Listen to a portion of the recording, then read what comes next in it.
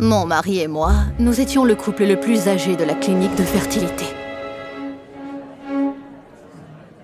John s'est tourné vers moi et m'a dit « Arrêtons d'être la risée de tous. » Je ne voulais pas partir, mais John a attrapé ma main et m'a poussée dehors.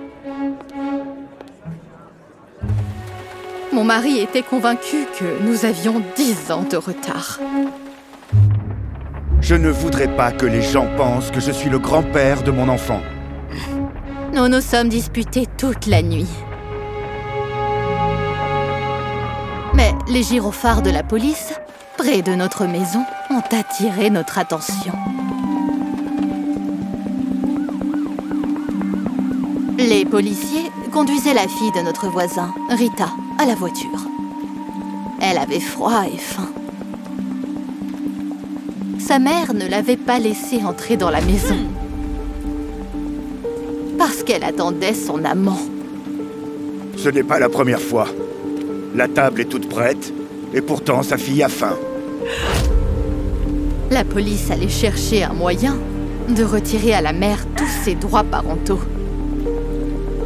Soudain, mon mari a proposé que nous adoptions Rita. Et pourquoi pas? Elle sera beaucoup mieux avec nous qu'avec elle.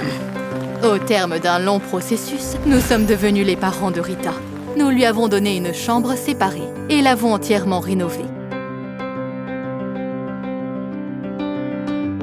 Mais en entrant dans notre maison, elle a posé une photo de sa mère sur la table. Ça ne te dérange pas, n'est-ce pas?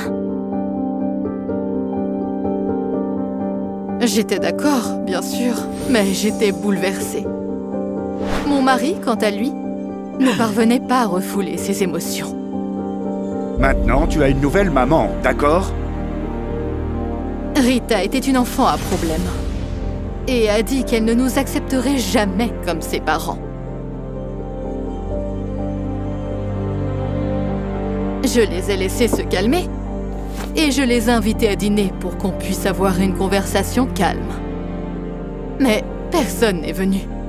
Soudain, John est descendu dans les escaliers, portant des valises. Je m'en vais. Je viens de réaliser que les enfants ne sont pas pour moi. J'étais choquée.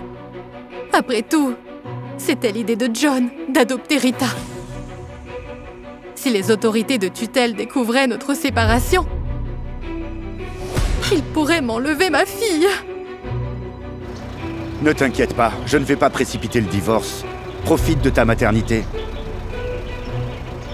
Les porteurs attendaient déjà dans la cour. John leur a ordonné de porter ses affaires dans une maison voisine. Je n'ai pas eu le temps de demander pourquoi, car je me suis tournée vers le bruit de verre brisé, provenant de la chambre de Rita. Terrifiée, je me suis précipitée à l'étage et j'ai vu le cadre cassé avec la photo de la mère de Rita. Je ne comprenais pas son changement d'attitude envers sa mère. Mais tu es stupide ou quoi? Ton mari emménage avec elle. Ma mère s'est débarrassée de moi et ton mari s'est débarrassé de toi. Je ne voulais pas le croire. Mais ce que disait Rita était logique. Ça explique le fort désir de John de l'adopter. J'ai frappé à la porte de ma voisine et les deux amants, tout joyeux, l'ont ouvert sans remords. Mon mari a dit que tout s'est passé comme il le voulait. Ça faisait très longtemps que je songeais à me mettre avec elle. Mais je ne voulais pas que son enfant soit là.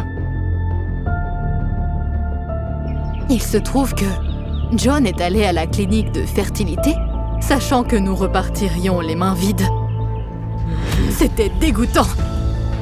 J'ai immédiatement demandé le divorce. Et John est devenu nerveux parce qu'il ne voulait pas partager ses biens. Si tu demandes le divorce, tu peux être sûr que Rita te sera enlevée. Au cas où tu l'aurais oublié, l'approbation d'adoption est toujours en cours. Heureusement, le juge a compris la situation. Et la décision finale a choqué John au plus haut point. Il a été obligé d'oublier toutes ses économies et utiliser la plupart de sa fortune pour payer les soins et l'éducation de Rita. Vous êtes devenu père.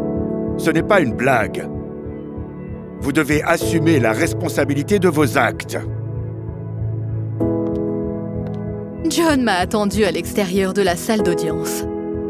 Il a dit qu'il avait réalisé l'erreur qu'il avait faite et qu'il voulait revenir. J'ai souri parce que c'était tellement John. Il était prêt à faire n'importe quoi, juste pour ne pas quitter sa zone de confort. Pourquoi aurais-je travaillé si dur toutes ces années? Pour me retrouver sans rien? Tu ne te soucies pas de ça? Il avait raison. Je m'en fichais royalement. J'ai arrêté de me soucier de quelqu'un qui ne se souciait pas de moi.